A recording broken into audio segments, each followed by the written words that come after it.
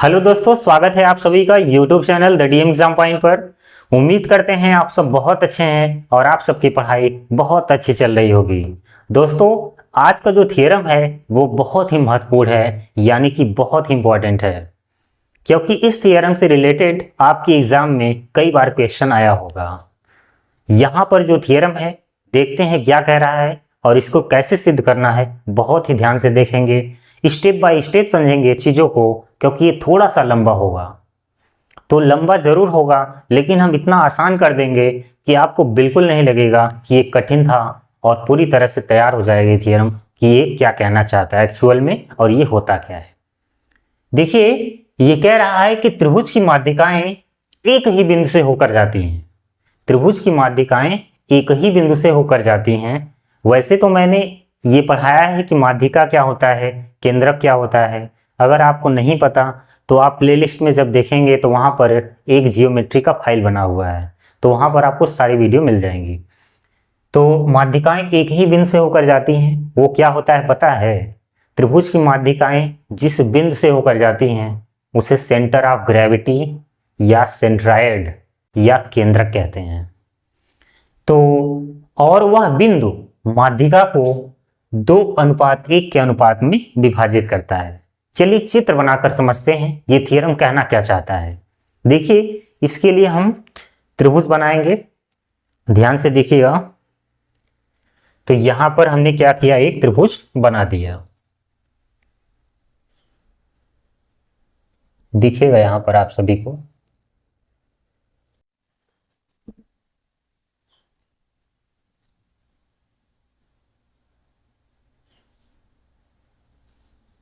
ठीक है, इस तरह से हमने क्या बना दिया, त्रिभुज।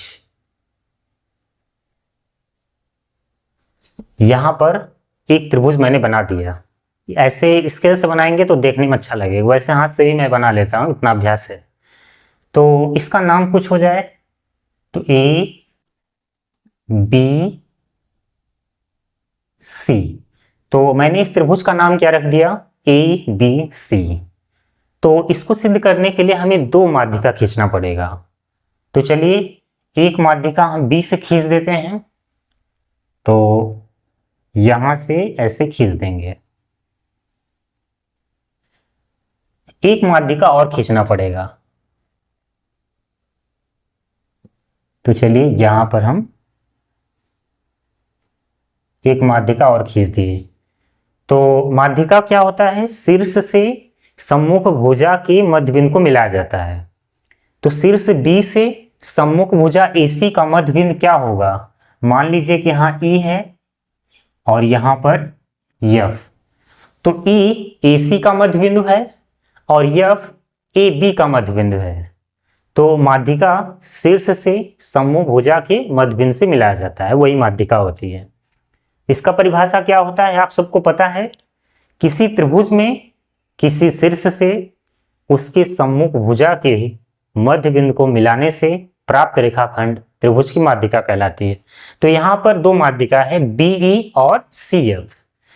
अगर BE और CF माध्यिका है तो E AC का मध्य बिंदु होगा, F AB का मध्य बिंदु होगा। ठीक, दोनों माध्यिकाएं कहां काट रही हैं, G पर, सेंटर ऑफ ग्रेविटी, ये जो पॉइंट है, ठीक है, ये जो पॉइंट है क्या है, G है। और हमें यही सिद्ध करना है कि त्रिभुज की माध्यिकाएं एक ही बिंदु से होकर गुजरती हैं। मैंने यहां पर केवल दो माध्यिका खींचा है, BE और CF। अब तीसरे का पता नहीं है कि वो कहां से होकर के जाएगा, और इसी बात को हमें यहां पर क्या करना है, प्रूफ करना है, सिद्ध करना है। तो चलिए अब एक काम करते हैं, जो जो मान पता है उसको पहले लिखते हैं। सबसे पहले लिखेंगे दिया है, दिया है। दिया हमें यही पता है कि एक त्रिभुज ABC है जिसमें BE और GF क्या है, त्रिभुज की माध्यिका है। त्रिभुज ABC की BE व CF माध्यिका है।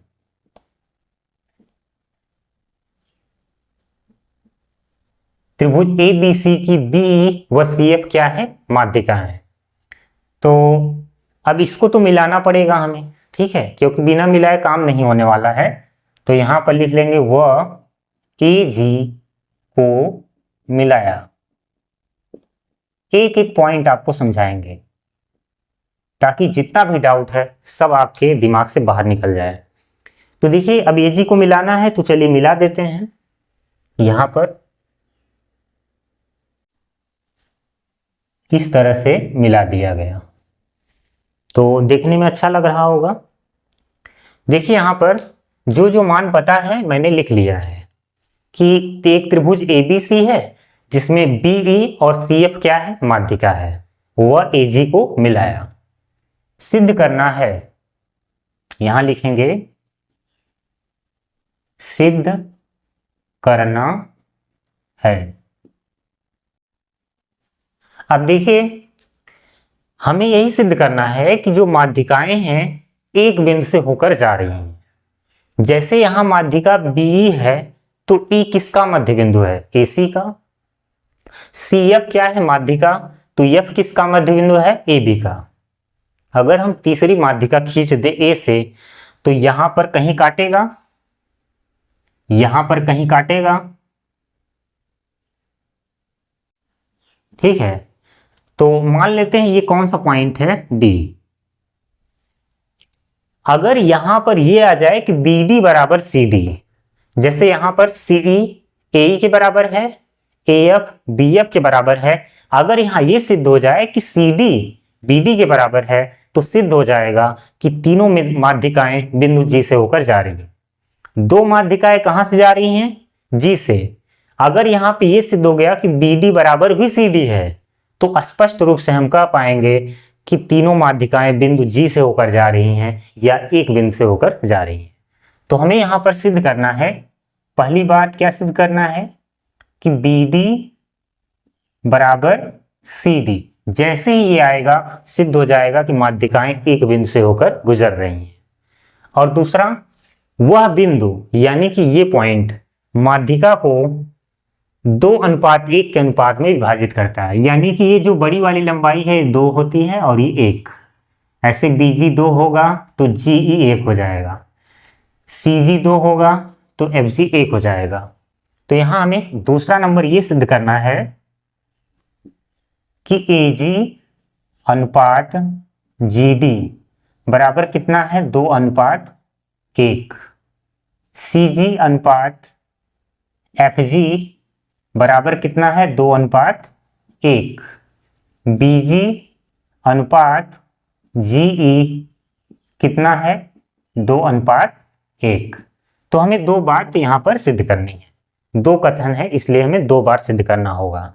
तो इसके लिए हमें क्या करना होगा, रचना। देखिए रचना क्या होगा, रचना यही होगा कि जो एजी है उसको हमें थोड़ा आगे तक बढ़ाना होगा या जो एडी है थोड़ा सा आगे बढ़ाना होगा। तो चलिए हम आगे बढ़ाते हैं। तो ये तो बराबर था ही, यहां पर ऐसे और साइज कर दे रहे हैं।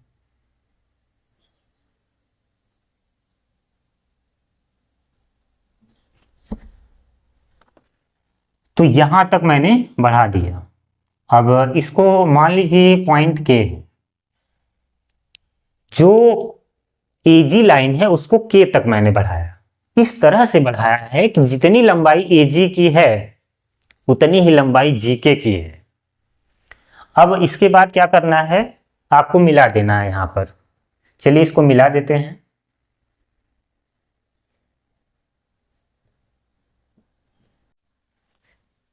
ये रचना कर रहे हैं इसलिए डॉट डॉट लाइन से दिखा रहे हैं।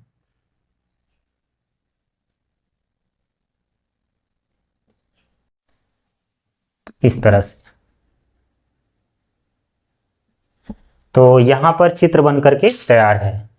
तो चित्र देखने में अच्छा लग रहा होगा क्योंकि ये स्केल से बना है तो लाइन एकदम सीधी दिख रही होगी। तो रचना यही है कि एजी को बिंदु के तक इस प्रकार बढ़ाया, इस प्रकार बढ़ाया जिससे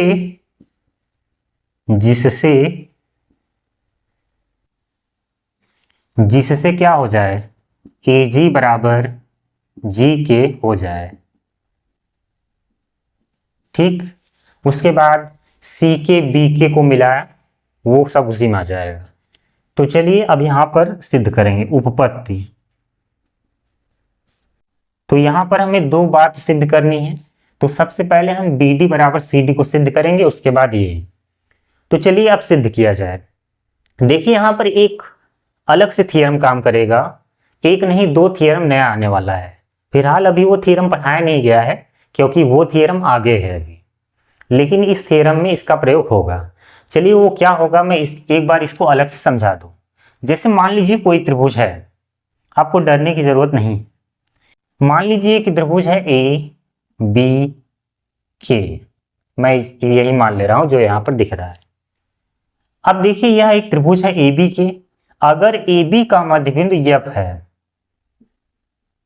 अगर AB का मध्यबिंदु कौन है F, और AK का मध्यबिंदु कौन है G, तो यहां पर दो भुजाओं के मध्य बिंदुओं को लिया गया है, उसके बाद हमने क्या किया, मिला दिया।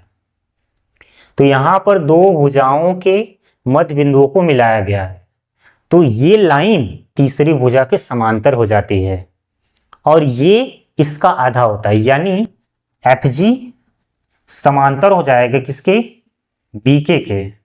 ये समांतर का चिन्ह है, आपको पता ही होगा, FG समांतर BK, और FG की लंबाई आधी हो जाती है तीसरी भुजा की। ये एक थ्योरम है जो आने वाले टाइम में हम इसको सिद्ध करेंगे। तो यहां पर इसकी जरूरत है। जैसे अगर दो भुजाओं के मध्य बिंदुओं को मिलाएंगे आप, तो वह तीसरी भुजा के क्या हो जाती है, समांतर, और इसकी लंबाई तीसरी भुजा की आधी हो जाती है। ये जब भी ऐसी घटना होगी कि दो भुजाओं के मध्य बिंदुओं को आप मिलाएंगे, तो वो तीसरी भुजा के क्या हो जाएगा, समांतर, और लंबाई में उसका क्या हो जाएगा, आधा।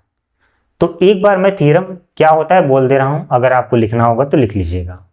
किसी त्रिभुज में दो भुजाओं के मध्य बिंदुओं को मिलाने से प्राप्त रेखाखंड, किसी त्रिभुज में दो भुजाओं के मध्य बिंदुओं को मिलाने से प्राप्त रेखाखंड तीसरी भुजा के समांतर और लंबाई में उसका आधा होता है। ठीक, तो ये थ्योरम था, यहां पर हम काम करने वाला है। तो चलिए अब इसको मिटा दे, ये चीज जो यहां पर है समझ में आ गया होगा। तो देखिए यहां पर जो त्रिभुज है आपका ABK, तो यहीं से शुरुआत करेंगे। त्रिभुज ABK में बहुत ध्यान से देखिएगा स्टेप बाय स्टेप। त्रिभुज ABK में F AB का मध्य बिंदु है, AG बराबर GK हो गया है, तो जाहिर सी बात है G AK का मध्य बिंदु होगा।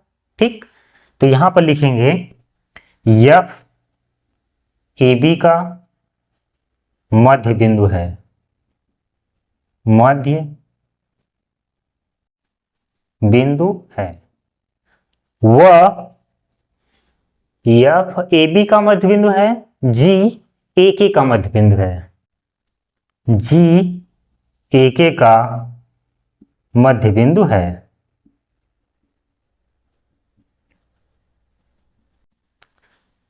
अगर F AB का मध्य बिंदु है, G AK का मध्य बिंदु है, तो वही प्रमेय जो अभी हमने बताया था। किसी त्रिभुज में दो भुजाओं के मध्य बिंदुओं को मिलाने से प्राप्त रेखाखंड तीसरी भुजा के समांतर और लंबाई में उसका आधा होता है। तो इसलिए हम कह सकते हैं कि जो FG है वो समांतर होगा BK के, FG समांतर BK, वह FG बराबर होगा हाफ BK, समीकरण 1। ठीक, और वो थ्योरम क्या होता है आप यहां लिख लीजिएगा, मैं डट डट कर दे रहा हूं, समझ लीजिएगा कि यहां थ्योरम आपको नोट करना है। कौन सा थ्योरम, जो अभी मैंने बोला था, अभी लास्ट में मैं एक बार और बोल दूंगा। जैसे त्रिभुज ए बी के में हुआ है, ऐसे ही त्रिभुज ए सी के में दिखेगा। यहां पर ई ए सी का मध्य बिंदु है, जी ए के का मध्य बिंदु है, तो जी ई समांतर क्या होगा, सी के, और जी ई बराबर हाफ सी के। तो चलिए मैं यहां से लिख दे रहा हूं, ठीक है। इसी प्रकार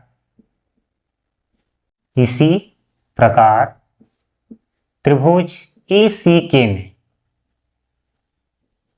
के में क्या होगा कि जो जी है वो समांतर हो जाएगा सी के, वह जी की लंबाई आधी हो जाएगी सी के। समीकरण नंबर 2,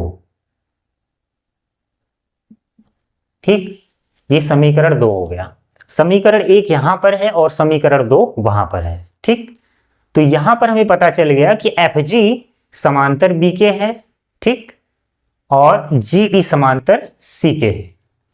अब एक बार नजर डालिए, एक चतुर्भुज है यहां पर बी के सी जी में, ये चतुर्भुज आपको दिख रहा होगा, ठीक। इसमें अगर एफ जी समांतर बी के है तो वही एफ जी वाली लाइन आगे भी गई है, तो जाहिर सी बात है कि सी जी इसके समांतर होगा, ठीक। अगर जी ई समांतर है सी के तो वही लाइन आगे है, इसका मतलब बी जी समांतर क्या है, सी के, क्योंकि लाइन तो वही आगे गई है। तो हम यहां लिख सकते हैं कि समीकरण 1 व 2 से अगर एफ जी समांतर बी के है तो जाहिर सी बात है सी जी समांतर बी के होगा। सी जी समांतर बी के, व ऐसे ही अगर ई जी समांतर सी के है तो बी जी समांतर क्या होगा, सी के, बी जी समांतर सी के। तो ये लाइन जो है समीकरण 1 व 2 से हुआ, ठीक। अब देखिए चतुर्भुज बी के सी जी में सम्मुख भुजाएं क्या हो गई, समांतर। और किसी भी चतुर्भुज में अगर आमने सामने की भुजाएं समांतर हो जाएं तो उसे समांतर चतुर्भुज बोला जाता है। यदि किसी चतुर्भुज में आमने सामने की भुजाएं क्या हो जाए, समांतर हो जाए, तो उसे समांतर चतुर्भुज कहा जाता है। जब हम पढ़ाएंगे तो इसको डिटेल में ही बताएंगे।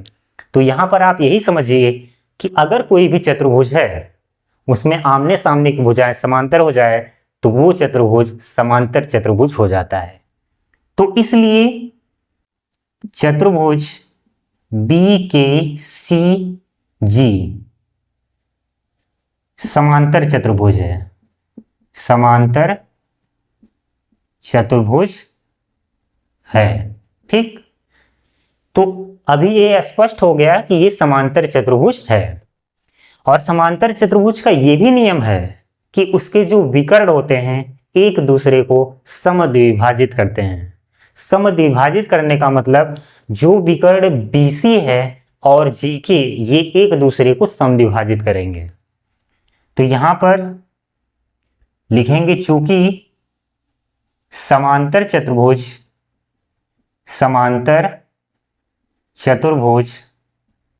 के विकर्ण,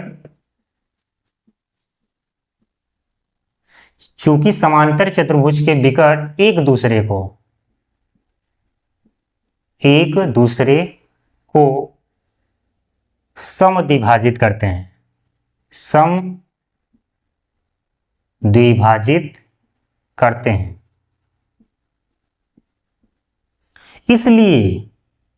इसलिए यहां पर विकर्ण एक दूसरे को समद्विभाजित करेंगे तो आधा आधा हो जाएंगे, यानी कि BD बराबर CD और GD बराबर DK हो जाएगा। इसलिए हम कह सकते हैं कि BD बराबर क्या हो जाएगा, CD। और यही आपको क्या करना था, प्रूफ, क्योंकि हमें पहले से ही पता है कि BE और CF माध्यिका है और माध्यिका मध्य बिंदु से मिलता है। अगर BE माध्यिका है तो E AC का मध्य बिंदु हुआ, यानी कि AE बराबर CE हो जाएगा। CF भी माध्यिका है तो F ए बी का मध्य बिंदु होगा, यानी कि ए एफ बराबर बी एफ होगा। हमें ये नहीं पता था कि बी डी बराबर सी डी है, लेकिन अभी वो आ चुका है कि बी डी बराबर सी डी है। इसका मतलब अब हम स्पष्ट रूप से कह सकते हैं कि अब ए डी जी से ही होकर आएगा। तो यहां पर लिखेंगे, इसलिए माध्यिकाएं, अब ये माध्यिका हो जाएगा क्योंकि ये डी क्या है, ऐसे एक लाइन और लिख लीजिए, इसलिए डी बीसी का मध्य बिंदु है। इसलिए डी बीसी का मध्य बिंदु है, इसलिए ईडी त्रिभुज ए बी सी की एक माध्यिका है, एक माध्यिका है। एक एक लाइन आपको लिख करके बता रहे हैं। इसलिए एडी त्रिभुज ए बी सी की माध्यिका है। अब तीनों माध्यिका आ चुकी हैं और हम देख पा रहे हैं कि यहां पर तीनों माध्यिकाएं बिंदु जी से ही होकर जा रही है।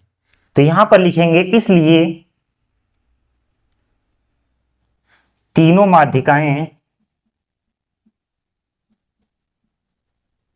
या ऐसे लिख दीजिए अतः करके, अतः माध्यिकाएं तीनों एक ही बिंदु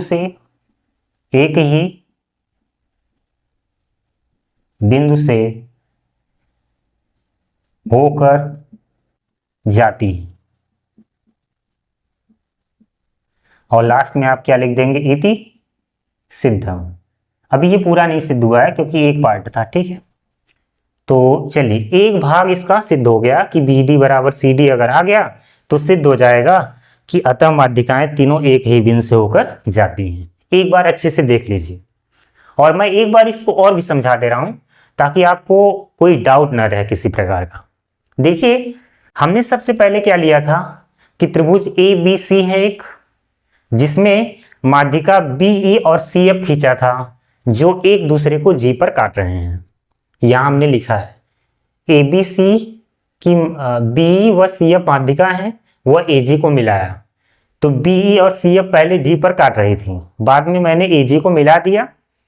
उसके बाद हमें यही सिद्ध करना था कि जो माध्यिकाएं हैं एक बिंदु से होकर जाती हैं। तो माध्यिका बी है तो ई ए सी का मध्य बिंदु होगा, ठीक। ऐसे ही एफ ए बी का मध्य बिंदु होगा, यानी कि ए बराबर सी, क्योंकि ई ए सी का मध्य बिंदु है। एफ ए बी का मध्य बिंदु है तो ए एफ बराबर बी एफ होगा। अगर हमें यह सिद्ध करना है कि तीनों माध्यिकाएं एक बिंदु से जा रही हैं, तो अगर हम ला दे कि बी डी बराबर सी डी है तो ये सिद्ध हो जाए, और हम स्पष्ट रूप से कह पाएंगे कि तीनों माध्यिकाएं बिंदु जी से ही होकर जाएंगी या एक बिंदु से होकर जाएंगी। तो इसको सिद्ध करने के लिए हमने यहां रचना कर दिया कि जो ए जी है हमने के तक बढ़ा दिया। कुछ इस तरह से बढ़ाया कि जितनी लंबाई ए जी ही है उतनी ही लंबाई जी के है। तो यहां पर मैंने रचना में ये चीज लिखा है।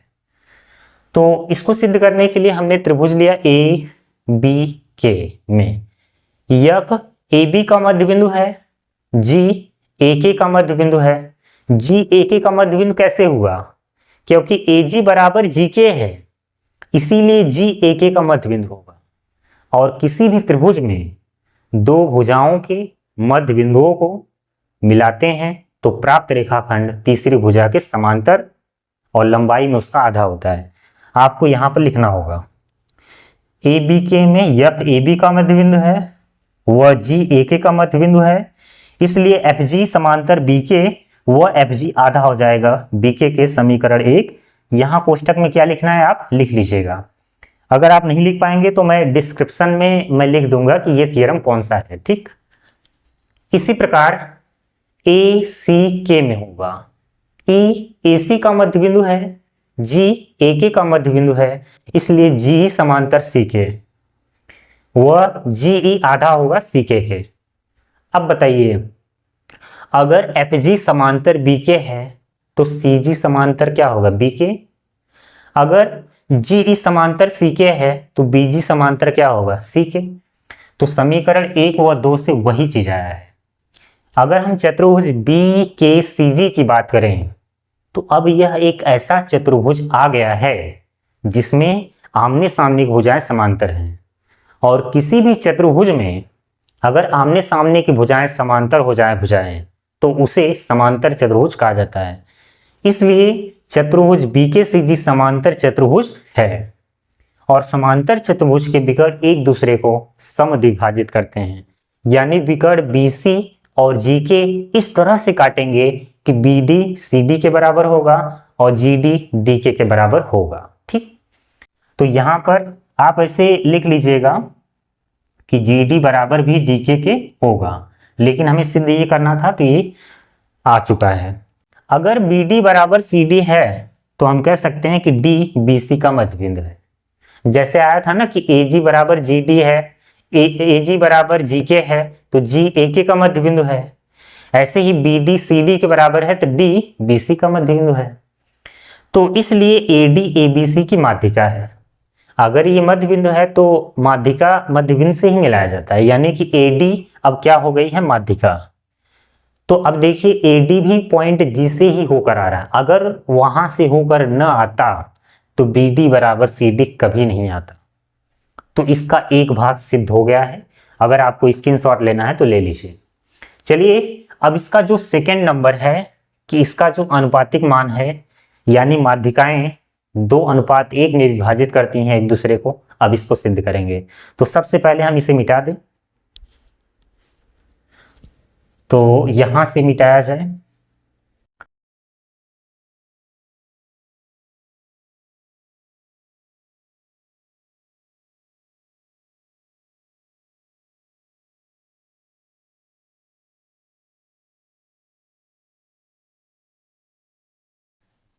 ठीक है, अब देखिए यहां पर इसका हमें दूसरा भाग सिद्ध करना है कि जो माध्यिकाएं हैं, जैसे AG अनुपात GD 2:1 है, CG अनुपात FG 2:1 है, BG अनुपात G 2:1 है। तो यहां तक जो आप लिखे थे अब उसी के आगे देखिए। तो यहां से हम लिखेंगे, चूंकि यहां पर GD बराबर क्या है, DK। GD बराबर क्या है, DK। तो इसलिए हम इसे ऐसे भी कह सकते हैं, उसी के आगे से है, ध्यान दीजिएगा। तो इसलिए ऐसे भी कहा जा सकता है कि जो GK है वो दो पार्ट में है, यहां पर दिख रहा है GD प्लस DK। तो GK क्या लिखेंगे, GD प्लस DK। तो अब यहां देखिए GK बराबर GD प्लस DK किसके बराबर है, GD के। तो यहां क्या हो जाएगा, GD। अच्छा बताइए GK किसके बराबर था, GK किसके बराबर था, AG। रचना तो मैंने मिटा दिया है, आप देख लीजिएगा। GK की लंबाई AG के बराबर थी, तो यहां हम इसलिए लिख सकते हैं AG बराबर 2GD। ये तो जुड़ जाएगा, तो यहां हो जाएगा GD। आप लिख लीजिएगा कोष्टक में, चूंकि AG बराबर क्या था, GK। तो AG बराबर क्या आ गया, 2GD। तो इसको हम ऐसे भी लिख सकते हैं कि AG बटे क्या, GD नीचे आ जाएगा। तो यहां 2 और बटे में कुछ नहीं है तो 1 मान सकते हैं। तो इसको हम ऐसे भी लिख सकते हैं, इसलिए AG अनुपात GD बराबर कितना, 2:1। तो 1 आ गया है। अब जानते हैं आपको क्या करना होता है, इसी प्रकार, क्योंकि अब प्रोसेस सेम रहता है। ऐसे ही जब पूरा रचना पूरा सिस्टम उधर से लेकर के चलेंगे तो BG अनुपात GE आएगा। इसी प्रकार आएगा कि BG अनुपात GE बराबर कितना होगा, 2:1। वह ये भी सिद्ध हो जाएगा कि जो CG है अनुपात GE बराबर कितना है, 2:1। इस तरह से आपका ये भी सिद्ध हो जाएगा।